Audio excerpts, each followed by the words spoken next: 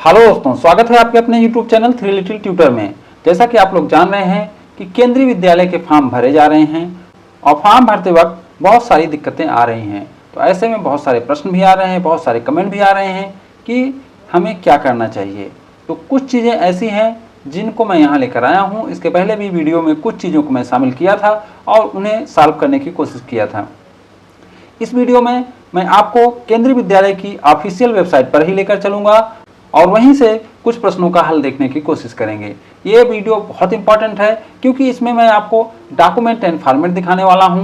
Document format सबको पता है और सभी लोग जानते भी हैं कि उसे कैसे डाउनलोड करना है, लेकिन मैं इसमें आपको भर के बताऊंगा कि आपको भरना कैसे है ताकि आपसे कोई गलती ना हो। इसलिए हम डॉक्यूमेंट फॉर्मेट को डाउनलोड कहाँ से करेंगे, उसको भरेंगे कैसे, किससे साइन मोहर करा के आपको जमा करना है, कब तक जमा करना है, ये सारी चीजें डिस्कस करेंगे। तो चलिए हम वेबसाइट पर ही चलते हैं और सबसे पहले डॉक्यूमेंट एंड फॉर्मेट को डाउनलोड करना सीखते हैं। तो आप देख सकते हैं ये वही वेबसाइट है जहां से क्लास 1 के फॉर्म भरे जा रहे हैं। यहां पर आपको सामने भी दिख जाएगा प्रोफार्मा डॉक्यूमेंट्स और अगर इस पर क्लिक करेंगे तो अंदर भी आपको दिख जाएगा प्रोफार्मा डॉक्यूमेंट्स। ये जो ऊपर की पट्टी है यानी टॉप पोर्शन जो है, यहाँ आप देख सकते हैं लिखा हुआ है प्रोफार्मा डॉक्यूमेंट सैंपल। इसी पे आपको क्लिक करना है। जैसे ही आप इस पर क्लिक करेंगे तो आपको दिख जाएगा सर्टिफिकेट टाइप और डाउनलोड सैंपल फॉर्मेट। ये आपका टाइप है और यहां से आप डाउनलोड कर सकते हैं। इसमें देख सकते हैं self declaration distance between school and residence, फिर दूसरा है सर्विस सर्टिफिकेट सेंट्रल गवर्नमेंट, फिर है format service certificate state government, died in harness certificate, transfer certificate. तो इस बार केवल 5 सर्टिफिकेट है क्योंकि एक सर्टिफिकेट हटा दिया गया है जिसका नाम था SGC सर्टिफिकेट, यानी SGC का जो एफिडेविट था वो हटा दिया गया है क्योंकि वह कोटा ही बंद कर दिया गया है। तो हम एक एक को डाउनलोड करेंगे और आपको बताते जाएंगे कि भरना कैसे है। इसमें सबसे ज्यादा दिक्कत होती है डायड इन हार्नेस भरने में या ट्रांसफर सर्टिफिकेट भरने में। तो मैं आप सभी लोगों से रिक्वेस्ट करूंगा कि ट्रांसफर सर्टिफिकेट कैसे भरना है वो जरूर देख लें। अगर आप ट्रांसफर सर्टिफिकेट बना लिए हैं तब भी देख लें, हो सकता है कि उसमें कोई दिक्कत हो तो आप फिर से बना सकते हैं। तो यहाँ से मैं सभी डॉक्यूमेंट को डाउनलोड कर लूंगा, उसके बाद मैं आपको बताऊंगा कि कैसे भरना है और आपको कहाँ से साइन मोहर कराना है। तो चलिए पहले सबको डाउनलोड कर लेते हैं।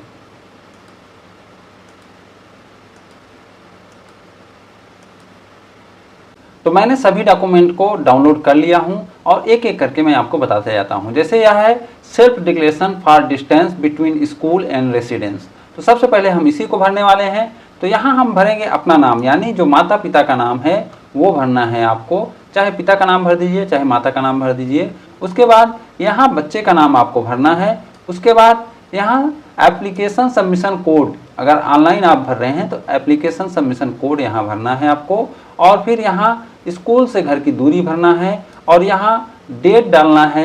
फिर यहाँ पेरेंट यानी जिसका नाम यहाँ आप भरे हैं उसका यहाँ साइन करके आपको स्कूल में जमा करना है। तो ये पहला सर्टिफिकेट था, बिल्कुल आसान है, कुछ भी नहीं करना है आपको, केवल डाउनलोड करना है, अपना नाम भरना है, बच्चे का नाम भरना है, बच्चे का एप्लीकेशन सबमिशन कोड भरना है, घर से स्कूल की दूरी भरना है, डेट डालना है, साइन करना है और ले जाके दे देना है।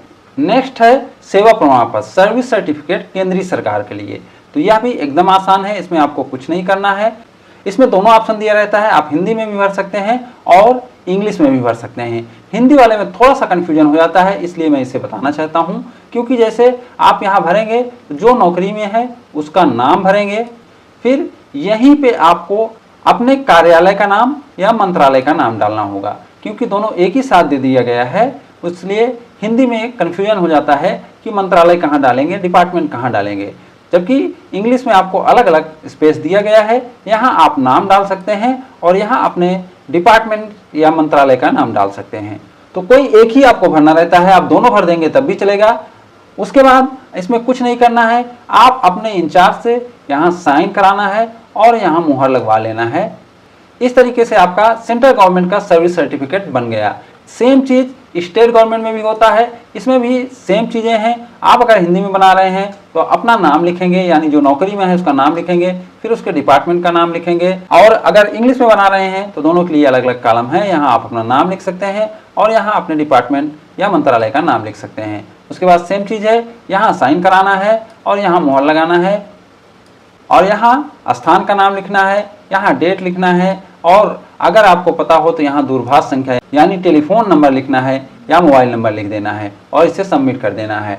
अब आते हैं format for diet in harness certificate, यह सभी के लिए नहीं लागू रहता, या कुछ लोग के लिए रहता है जो नौकरी के दौरान, जो सर्विस के दौरान उनका देहावसान हुआ है तो उनके लिए है। तो इसमें क्या करना है, प्रमाणित किया जाता है कि कुमारी, यहाँ बच्चे का नाम लिखना है, कुमार या कुमारी जो भी है, यानी जिस बच्चे का आप एप्लीकेशन दिए हैं उसका नाम लिखना है। फिर यहाँ जिसका डेथ हुआ है उसका नाम लिखना है। फिर यहाँ आपको कार्यालय या विभाग का नाम लिखना है और उसके बाद यहाँ डेट लिखनी है कि डेथ कब हुई थी। सेम चीज़ यहाँ भी है, यहाँ बच्चे का नाम लिखना है इंग्लिश में, यहाँ जो नौकरी में थे उनका नाम लिखना है जिनका डेथ हुआ है। फिर यहाँ मंत्रालय या डिपार्टमेंट का नाम लिखना है और यहाँ फिर डेथ की तारीख लिख देना है। फिर उसी तरीके से यहाँ कार्यालय के अध्यक्ष यानी आपके इंचार्ज के द्वारा साइन होगा, उनका मोहर रहेगा। यहाँ भी प्लेस और डेट डालना है, दूरभाष संख्या डाल देना है। उसके बाद ये सर्टिफिकेट आपका तैयार हो गया है। अब जो लास्ट है और इम्पॉर्टेंट भी है उसको हम बता देते हैं, स्थानांतरण संख्या प्रमाण पत्र, certificate of number of transfer. तो इसमें सबसे पहले तो ये समझ लीजिए कि आपका पिछले 7 सालों में कितना ट्रांसफर हुआ है, वो चीज भरना है। और इसके लिए एक डेट होती है, यानी 1/4/2017 के बाद आपके कितने ट्रांसफर हुए हैं। इसमें 1/4/17 को भी अगर ट्रांसफर हुआ है तो वह भी गिना जाएगा। तो सबसे पहले इसमें हम ऊपर वाला कॉलम भर लेते हैं, फिर नीचे वाला कॉलम आपको डिटेल में बताते हैं। जैसे यहाँ अपना नाम भरिए, यानी जो नौकरी में है। उसके बाद यहाँ रैंक या पद नाम भरिए, यहाँ फिर अपने कार्यालय का पता डाल दीजिए। उसके बाद यहाँ आपके कितने ट्रांसफर हुए हैं वो डाल दीजिए। सेम चीज़ यहाँ है इंग्लिश में, आप यहाँ अपना नाम डाल दीजिए, यहाँ अपना डेजिग्नेशन डाल दीजिए, यहाँ अपने कार्यालय का नाम डाल दीजिए और यहाँ आपका पिछले 7 सालों में कितने ट्रांसफर हुए हैं वो डाल दीजिए। यहाँ आप देख सकते हैं 31/3/2023 का डेट दिखा रहा है, जबकि अभी अभी मैंने इसे डाउनलोड किया है, तो हो सकता है कि उन्होंने करेक्शन नहीं किया होगा। तो यहाँ आप 31/3/24 समझेंगे, ये 31/3/24 लिख लेना है आपको। इतना चीज करने के बाद अब आपको भरना कैसे है वो देख लीजिए। अब मान लीजिए कोई नया आदमी है जिसकी नियुक्ति 1/4/2017 के बाद हुई है, तो वह कैसे भरेगा, वह यहाँ से शुरुआत करेगा जहां वह पहली बार पोस्टिंग हुई थी उसकी। उसके बाद पहली बार पोस्टिंग का डेट डालेगा। उसके बाद पहली बार पोस्टिंग के बाद वो कितना तारीख तक यहाँ ठहरा था, उसके बाद उसके ठहराव का टाइम मंथ में डालना है। फिर उसके बाद वो कहाँ गया, यानी नए जगह कहाँ ज्वाइन किया, दोनों जगह के बीच की दूरी और उसका आदेश क्रमांक यहाँ डाल देना है। ये तो हो गया नए वाले के लिए। लेकिन अगर कोई पुराना व्यक्ति है तो उसके लिए क्या करना है। अब मान लीजिए कोई पुराना व्यक्ति है तो वो कैसे भरेगा, वो इस तरीके से भरेगा कि 1/4/2017 को जिस यूनिट में है, उसके पहले कहाँ गया कहाँ आया उससे मतलब नहीं है, 1/4/2017 को जिस यूनिट में है, जिस स्थान पे है उसका नाम यहाँ डालेगा। उसके बाद उस स्थान में ज्वाइन करने का डेट। अब यहाँ एक चीज ध्यान देंगे कि ये डेट आपका 1/4/2017 से पहले का भी हो सकता है, क्योंकि मान लीजिए आप वहाँ 16 में ज्वाइन किए थे, आप वहाँ 15 में ज्वाइन किए थे, तो वो डेट भी यहाँ आप डाल सकते हैं, उसके लिए कोई दिक्कत नहीं है। फिर यहाँ आप उस स्थान से 1/4/17 के बाद कभी भी जब आप आगे जा रहे हैं तो किस डेट को दूसरे स्थान पे जा रहे हैं वो वाली डेट यहाँ डालना है। फिर उस स्थान पे आपकी ठहरने की अवधि कितनी थी वह यहाँ डालना है आपको मंथ में। फिर नए स्थान पे जहाँ आप जा रहे हैं उस यूनिट का नाम, स्थान और दोनों यूनिट के बीच की दूरी और आदेश संख्या।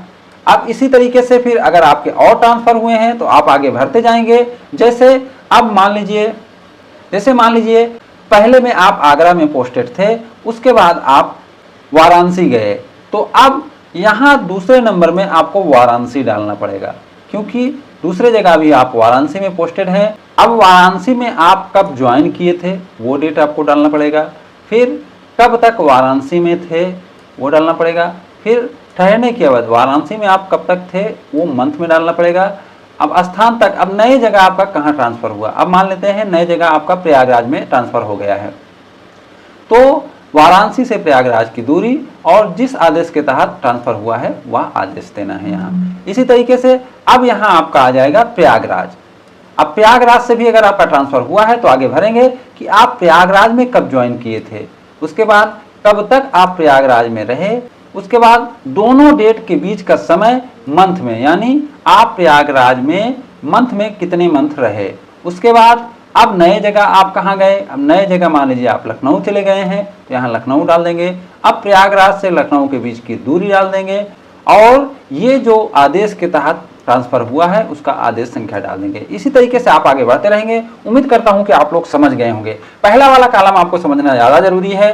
पहला वाला कॉलम में आपको वह स्थान डालना है जहां आप या तो पहली बार ज्वाइन किए हैं 1/4/2017 या उसके बाद, या आप 1/4/2017 को वहां काम कर रहे थे, क्योंकि पिछले से मतलब नहीं है। अगर आप नई ज्वाइनिंग किए हैं तो 1/4/17 को या उसके बाद ज्वाइनिंग वाला स्थान यहां देना है, और अगर आप पुराने हैं तो आप 1/4/17 को कहां कार्यरत थे उस जगह का नाम यहां देना है। बाकी फिर आगे बढ़ते जाना है और भरते जाना है। तो इस तरीके से आपका फॉर्म एकदम सही भराएगा और उम्मीद करता हूं कि आपको समझ में भी आ गया है।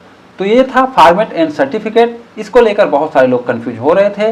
दूसरा चीज मैं ये बोलना चाहूंगा कि जो क्लास 1 के लिए ऑनलाइन फॉर्म भर रहे हैं उनको अब फॉर्मेट बना लेना चाहिए। अगर आप पहले से बनाए हैं तो ठीक है, लेकिन अगर आप पहले से नहीं बनाए हैं तो अभी बना लीजिए, क्योंकि 1/4/2024 के बाद अगर आपका फॉर्मेट बना है तो बढ़िया है, क्योंकि उसमें आपका डेट कवर हो जा रहा है। आपका पहले बना है तब भी केंद्रीय विद्यालय वाले ले लेते हैं, लेकिन आपको इसे बना के रखना चाहिए, क्योंकि अगर आपके बच्चे का नाम आया और कहीं उस समय आपको ये सर्टिफिकेट बनाने में दिक्कत हुई तो आपको दिक्कत हो सकती है। ऐसा कई बार होता है कि इंचार्ज नहीं है, किसी काम में बिजी हैं, या आपका सर्टिफिकेट एक प्रक्रिया के तहत जाता है ऊपर, जहां पर इंचार्ज से पहले उसे चेक होता है और समय लगता है। तो इसलिए आप लोग समय ना गंवाएं। ये केवल फॉर्म है, आप डाउनलोड कर लें, प्रिंट कर लें, इसमें कुछ लगना नहीं है, और भरकर इसे अपने ऑफिस में जमा कर दें। अगर आपके बच्चे का नाम नहीं भी आएगा तो इसमें आपको कोई दिक्कत नहीं होने वाला है, क्योंकि आप इसे अपने पास रखे रहें।